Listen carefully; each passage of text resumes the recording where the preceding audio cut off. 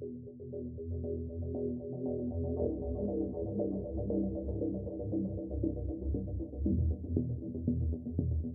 everybody, welcome back to my YouTube channel. Thank you so much for joining me again.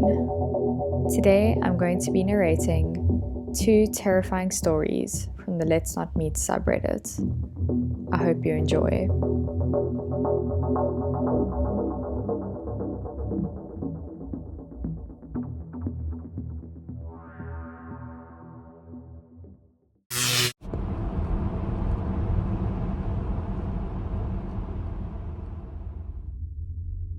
I, a pizza guy, intercepted a kidnapping during a delivery.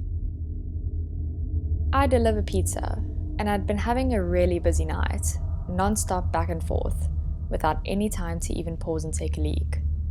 I'd been so busy that I wasn't really thinking about bathroom breaks. But we're also going through a bit of a heat wave in our area, so I've been drinking copious amounts of water. All of a sudden, as I was driving to this particular delivery, the urge to go hit me, like things went from 0 to 60 in an instant. Thankfully, I was close to the customer, so I could get this one over with quickly, or so I thought. I pulled up to the house and it was an area I'd delivered in before, so I could immediately see that something wasn't right. All the lights were off in the house. Not even the glow of a television or anything. It was extra apparent because the streetlight closest to the door happened to be out of order. And on top of it all, the block was dead quiet. This is a big university area, and obviously there aren't many student renters in July, but there had to be at least one person, because someone ordered this pizza. Maybe they just liked sitting in the dark, or they were out back in the yard, whatever. I just didn't want to get out of my car and knock on a quiet house in the middle of the night around 9:30 p.m. without first checking that I had the correct address and the customer was inside. It was scorching that night, even after sundown. My car's AC is a joke, and the piping hot pizzas don't help things much. So I have to try open the car door as infrequently as possible to keep any cool air in. I called the number the customer provided and the voice on the other end said, kind of brusquely and out of breath, "Yeah?" I just try to keep it clear and concise. "Hey, it's your pizza out front, but there doesn't appear to be anybody home." And the customer replied, still gasping for air, "Yeah, I'm not home." I had to pee so badly by that point that I was much less patient than I'd otherwise be with a customer right out of the gate. "Well, then we're going to have to terminate the order because I've arrived in the stated delivery window and you were supposed to pay in cash, so I don't know what to tell you. Plan ahead next time." I instantly regretted letting my bladder do the talking for me, as the voice on the other end came through more clearly as a young, bubbly, and very distraught girl who couldn't have been older than 20 or 25. "Oh my gosh, I'm so sorry. I was running down the street so I could barely hear you," she cried. "I just switched you out of my AirPods. Is that better? Sorry, I completely lost track of time at work, but I knew you were coming. That's why I'm literally running home right now. Please don't leave, I'm starving. And I don't have a car. Seriously, please don't leave. 5 minutes tops, okay?" I know what it's like to be hungry, and running late, and have no car, but not live near any restaurants. Plus, when I heard her voice, I began to remember more specifically having delivered to this place a couple times before, and she'd always been perfectly nice. Now I felt bad for snapping at her. I tried to walk it back while simultaneously looking out my window for potential spots to pee. I responded to her with, No, my bad. I'm letting the heat get to me and it's not your fault. No need to rush. See you when you get here." I hung up, and while surveilling the street, was starting to think I was really out of luck. All the other houses had people in them, and were close together, so there were no clumps of trees or out-of-the-way patches of land or anything. Of course, I had just tossed my empty water bottle at the last delivery, because I'm an idiot. Finally, I decided it was escalating to the point of an emergency, and the safest bet was to use a bush in front of the woman's house. She wasn't home. The streetlight was out so no one would see me. The people who were home were inside. My car was parked across the street and we're a small shop who don't wear uniforms, so if someone did spot me, they'd have no way to connect me to the employer. Animals pee outside all the time. Humans are animals. This is fine. I scurried over to the tallest bush in her front yard. She didn't really have much of a yard, more just a walkway lined with bushes and flowers that ran adjacent to her front door. The biggest cluster of bushes, the only one where I could be sure there would be no visible splatter on the side of the house, was about 4 feet away from her door. I looked both ways, unzipped, and let fly. After the initial millisecond of relief, I noticed the sound was way off. More like pissing on something solid than something leafy.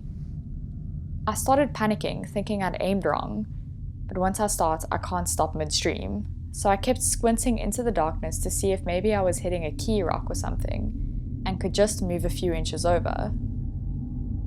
Instead, all of a sudden, I heard a way more concerning noise, a deep voice exclaiming, "What the fuck?" And before I could turn around, assuming I'd been caught by a neighbor, a man came leaping out of the bushes. He blew by me, brushing my golden shower off him as he did. He spit pretty emphatically on the ground, so I think I might have beamed him right in the face. I didn't see where he went after a few paces, but though this next part is kind of a blur, I do think I remember hearing a car screech out from a bit further away after a minute. I'd gotten some night vision by that point, so I was able to make out his height, build, and outfit, and only the most general details of each. I was in such shock that I didn't even put my dick away. I just stood there, trying to figure out what had happened. The reality was so terrifying that my mind refused to accept it, and impulsively searched for a reasonable explanation that could make everything okay. I thought, could these bushes lead to some backyard area and just looked like they were against the house? Could they have been obscuring an open window? My inner voice was desperately screaming, "Bruh, that man is wearing a hoodie in 90-degree weather. That was a bad man. You're in a bad situation."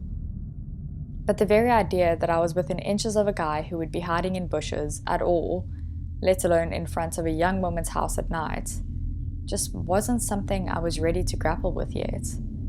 I was coping by not coping.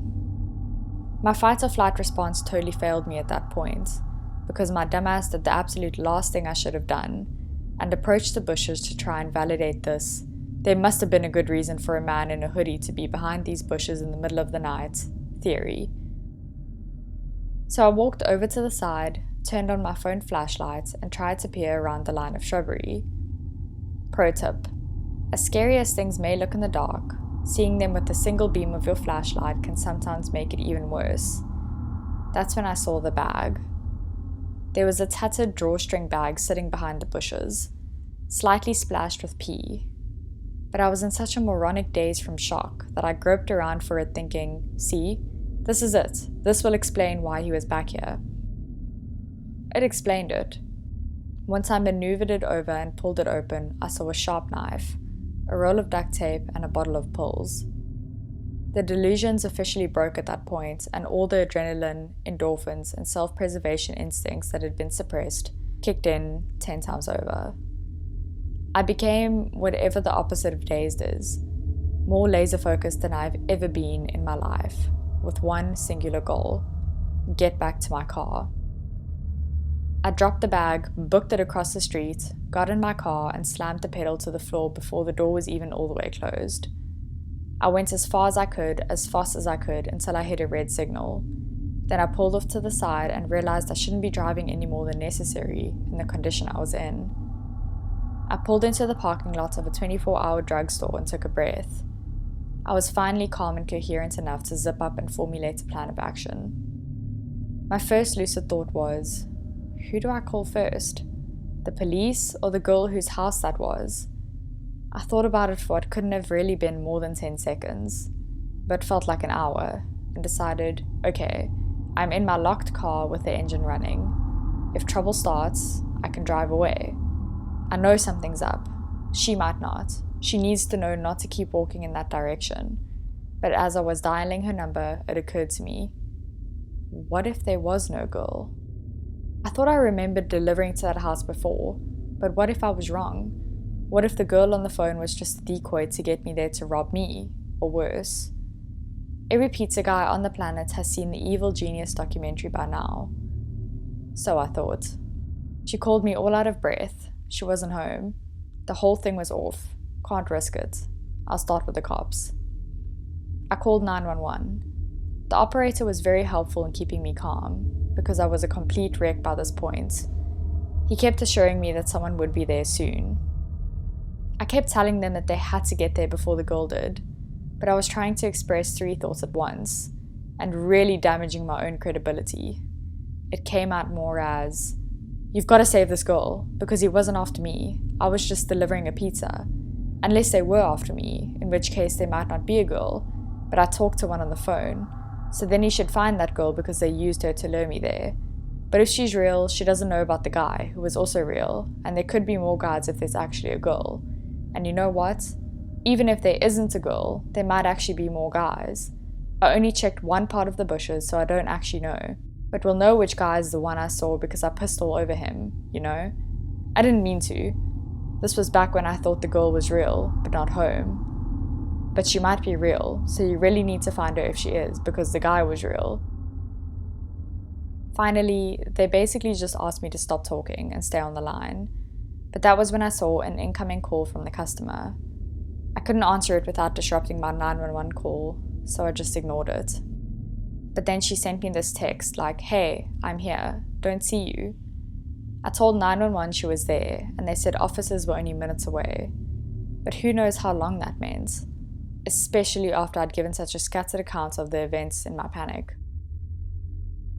I just felt overwhelmed with guilt, because my rational mind said the odds of her being a decoy girl for some large scam targeting pizza guys were low, and the odds of her being the intended victim of a predator were high. So I put my 911 call on mute, where I can hear them but they can't hear me, and turned back, heart absolutely pounding out of my chest, compulsively muttering the F word the entire way. Then I took 911 off mute and told them I had returned to look for the girl. They weren't happy about that, but I saw her meandering past the parked cars in the street, looking to see if one was mine, and I waved her down, flashing my brights. She bounced on over to the window of my car, happy-go-lucky. I figured that was a good sign that she wasn't in on whatever this was, but I was just so scared to be back in the general area and to not know what had just happened or what was going to happen. I kept whispering, "Get in, get in," and she was like, "Get it? Huh? Oh, you want me to get the pizza from the back?" I didn't want to make the same mistake with her that I had made with 911, so instead of trying to tell the whole story, I stuck to the bare basic facts. There was a man in your bushes. I'm on the phone with the police. I don't know where he is right now. Please get in the car so we can lock the doors. I was barely able to even get those sentences out, and I was shaking like I'd had 10 cups of black coffee. I held up my phone with 911 on the call screen to verify it for her. I thought that was why she got in the car with no further explanation, but it turns out that wasn't entirely it. The 911 operator kept asking, "Are you still there? Is she with you? Are you safe? Is anyone else there?"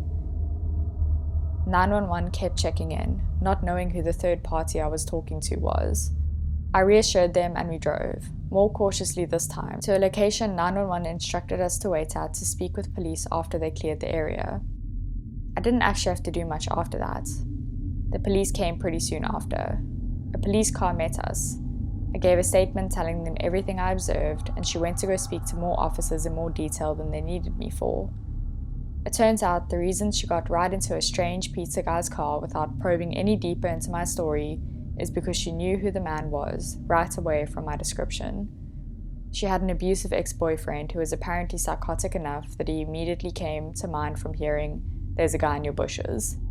She later called us to thank me and insisted on leaving a huge tip.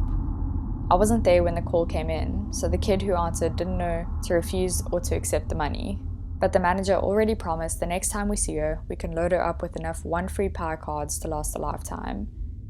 Easily the scariest thing that has ever happened to me, on the job or off.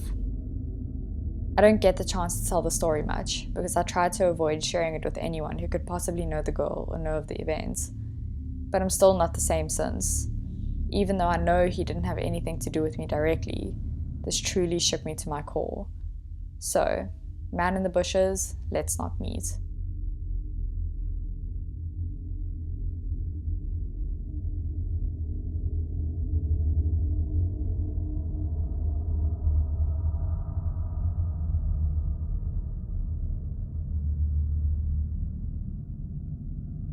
I was on someone's kill list. After high school many years ago, I was in a bad place. My guardian had kicked me out after graduation. She didn't help me find a place to stay, so I lived in my car for a couple months. I met some heavy metal dudes at work one day. I had seen them around town, and all my other friends knew who they were. Everyone loved them. We became friends over a couple of months, and they offered for me to move in with them. I agreed. Looking back now, I wish I had just stayed in my car. My two main roommates were brothers, named Andrew and Seth. They were in a band. They also believed in the occult and anything of that sort. I never really believed in that stuff, but I'm not one to tell someone what they should believe. They had let me live with them rent-free for several months, so who was I to complain? Being the only female in a house full of young men, I was always looking over my shoulder. You never know who you can trust. Turns out, I was right to worry. Over time, their friends started to stay with us for longer periods of time, sometimes weeks. Their friends were another group of brothers that they had gone to school with. There were 5 brothers in total, but only 2 stayed with us consistently. The younger brother, Mark, was very polite. He cleaned up after himself and always helped me with the household chores. The other brother, Adam, had a laundry list of mental problems. He had apparently done some bad drugs back in the day, and it had developed into what seemed like psychosis of the religious sort. He had done time in prison for assaulting a woman with a Bible. He would often look you in the eyes and tell you he could see how you would die. Once he told me that I was possessed by a demon and I needed my soul cleansed. Everyone in the house knew he had these problems, but he was their friend. They helped him through the hard times and gave him a place to stay. Otherwise, he would be on the streets. I was always on guard around him after the things he told me. No one else seemed to be as concerned as I was. They should have been. One day, I was sleeping and my phone rang. It was my boss. He asked if I could come into work an hour early. It was only 12 p.m. I was broke and had nothing better to do, so I said yes. I got up and began getting ready to leave. I walked out into the living room to see Mark and Andrew sitting on the couch, while Adam sat on the floor by the TV. He was watching scripture videos on YouTube, some real end-of-days shit. That was fairly common, so I went about my business, I said goodbye, and left for work. My shift at work was almost complete when the phone rang. My boss answered, handed the phone to me and said, "It's for you." I was just a cashier, so I assumed it was a friend that couldn't reach me on my phone. I answered the phone and heard a man's voice that I didn't recognize. "Hi, this is Detective Williams. Something happened at your apartment today and we need you to come to the station to talk about it." I left work immediately. I had assumed one of the brothers had been arrested for drug dealing or something. I was very wrong. I got to the station and was buzzed in. An officer escorted me to a small, cold room with a camera. He gave me a bottle of water and left me by myself for about 30 minutes. My mind was racing, thinking about what could have happened. He came back in and informed me that Adam had stabbed and killed Andrew at around 1 p.m. I was shocked. I had just left the house an hour before it happened, and everything seemed fine. I asked if there had been a fight.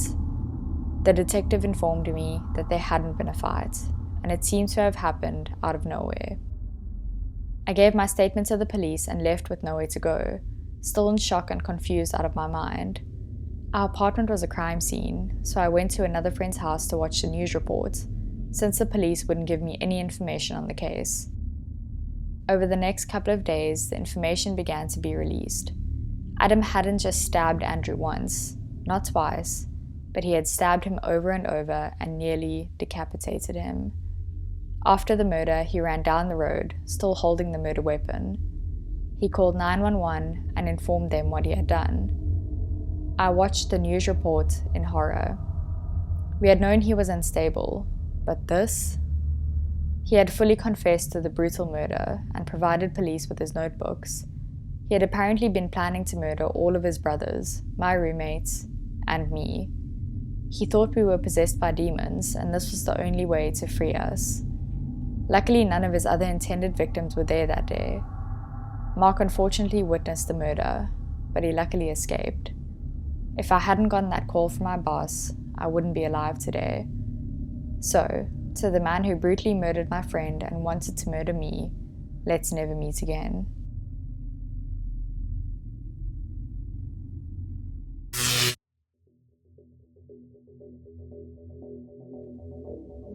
Thank you so much for joining me and listening to these stories. If you like this kind of content, please don't forget to hit the subscribe button. And I'd love to know your thoughts and opinions on these stories. Please don't hesitate to drop it down in the comments below. I hope you have an amazing week, and I'll see you next week for some more scary content.